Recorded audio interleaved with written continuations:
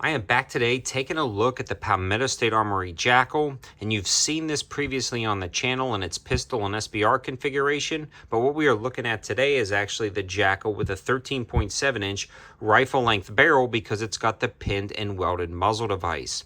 They offer this in a wide variety of configurations in the rifle version, including a ton of different lower assemblies, either complete or with the pick rail on the back, and they also offer complete upper assemblies, full kits, as well as full rifle builds with 16-inch barrels, 14.5-inch pinned and welded barrels, and 13.7-inch pinned and welded, making them all legal rifle lengths. I specifically requested this setup from PSA, and they sent it out to the channel for me to try, and I've been waiting on grabbing one of these for a while. So I'm super glad to get it out to the channel. Before we get too far into it, I do want to give a huge shout out to Callaway Ballistics for donating the ammo to help make this video. These guys just did massive price drops on a ton of different ammo, and their 223 worked perfectly in this upper and complete rifle.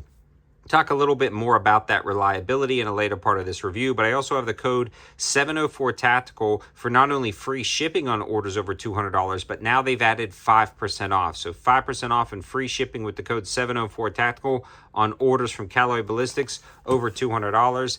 Now let's dig back in. So what makes the JAKL unique is it's actually a piston operating system rather than a direct gas impingement. So this allows it to run a little bit cleaner in the action, and we can talk about the advantages and disadvantages, but one of the main advantages is that allows for the stock itself to be able to be folded to the side and then easily stowed and fired from the stowed position. A lot of times with the AR-15, you have a traditional buffer system and it can't be fired when the stock is folded. So this allows a much more compact package, which is also pretty cool in the SBR and pistol configurations, which we looked at earlier. And that same positive stow and go technology is available in the rifle version as well. The other cool thing about the JAKLs is the fact that they have that monolithic upper, allowing a little bit more rigid platform for optics mounting, lights, and lasers, especially lasers that you're going to actually use for maybe night vision technology. They'll mount up to this solid monolithic upper assembly and be much more rigid because they are part of that upper receiver, rather than a rail system attached to a barrel nut. So that's going to allow you to have more performance down at the range. The other cool thing about the operating system of the JAKL was the fact that it comes with the adjustable gas block up front, and it's very easy to adjust on the fly. You can simply put your hands in there and rotate it, but it is protected by this rail system.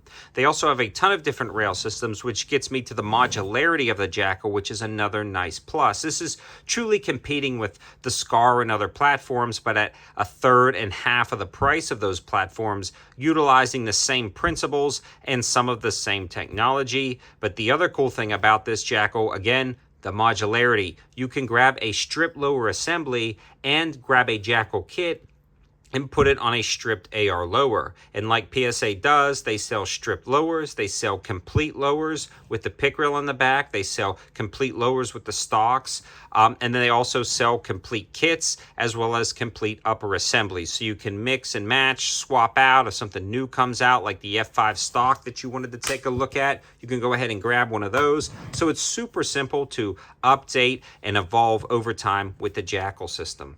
Another cool thing about the JAKL is it uses quality components throughout the entire setup, and they also have modularity in the muzzle device options for the pinned and welded versions. They've got Chemo, Surefire, and a ton of other brakes, flash hiders, and compensators that are pinned and welded to the end of these, so you're not locked in with one. PSA does a really good job with that.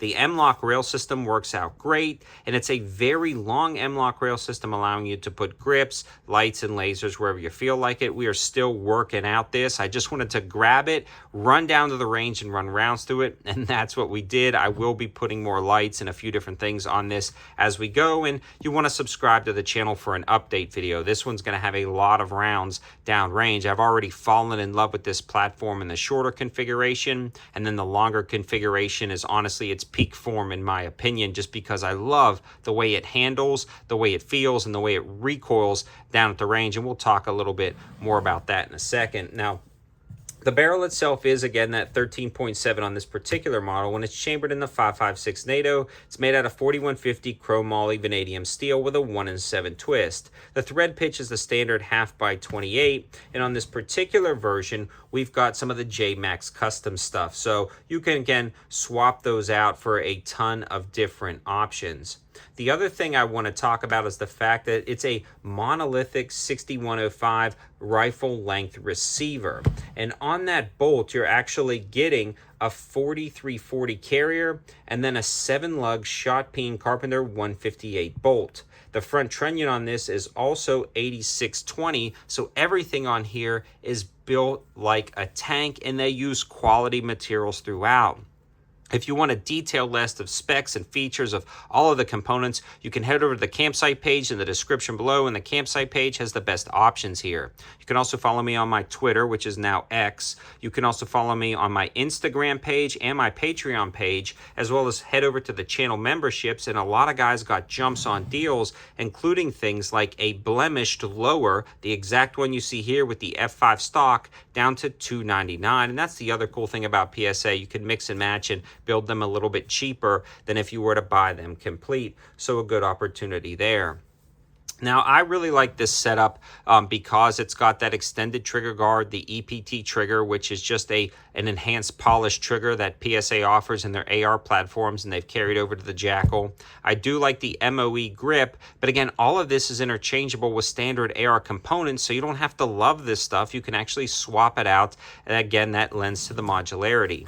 The stock, on the other hand, though, is where this thing really shines. It's adjustable for length of pull, and then the cheek riser is also slightly adjustable over there. Then you can bring that back in, depress the button, and fold it over. Now, it doesn't lock there, but there is a detent. Now, that is something I would like to see, maybe some type of catchment device up here, because you do get a little flop, but honestly, it stays solid. Like, it's not going to flip over on you, so you can kind of engage your target and then flip this out, and then it locks up rock solid on the back. So a solid stock option there. That is a good stock. Now, if you don't like this, you can get the ones with the buffer tubes, the skeletonized buffer tubes, so you can run any of the mil-spec stocks, and that's a good option as well. But again, this is its peak configuration in my opinion. Like, this one is my favorite, from the color to the length of the barrel to the overall look and the stock and grip. This one was my absolute favorite. But all of that doesn't matter if it's not reliable. So let's talk about the reliability and this shootability in this part of the review. So reliability, 100% functional. It put the brass in a nice pile. The ejection pattern went consistent. It wasn't undergassed or overgassed. And if it is, we have an adjustable gas block. So it worked out perfectly down at the range. And it ran the Callaway ballistics ammo absolutely fine. So I did run a little bit of different ammunition through this for the initial first shots video, but I still need to put a lot more ammo through it. We're going to try different hunting rounds, steel cased ammo. We've got a lot on the plate for the PSA JAKL. I've already run a lot in the pistol configuration, the SBR configuration. I did run steel and other ammo through that. So utilizing this as an update on those, 100% functional. Great right there, no issues there. So I assume since it's almost the identical platform and setup other than a longer barrel length and a slightly longer gas system, you're going to run just fine with those as well.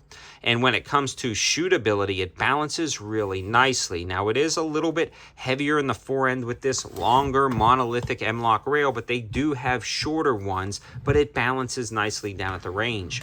The recoil impulse is not bad at all. Actually, a little bit less than a traditional AR-15. And again, you can adjust those gas settings depending on the load you're running and depending what type of quiet device or no quiet device you have on the end. I love the fact that this monolithic upper has that pick rail all the way across the top, making it perfect to attach a pressure switch up here, to attach a light to the side, and really run that. Maybe even do some night vision shooting with IR lasers. All of the controls are going to be just identical to an AR, and if you like that, great. If you don't, that's pretty much what this is, with a different style upper assembly and a different rear attachment setup.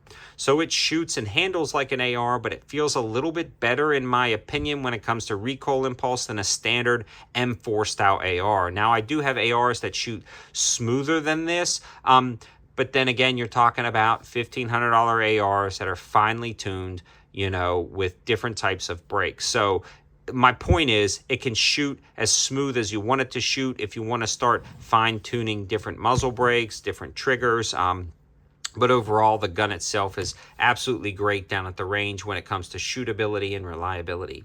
In a nutshell, if you were looking for a platform like this with a long stroke piston design, but you didn't want to spend $2,000 or $3,000 on a setup, you can grab something like this for like a third of the cost, especially with a lot of the sales and deals running. I absolutely love this F5 stock, and that's something pretty cool that PSA is doing. The JAKL lineup, in my opinion, is something great that they've done, and I would definitely take advantage of some of the opportunities that, again, I've posted over on the campsite page, Instagram, Patreon, and X. Thanks for watching. Have a good one.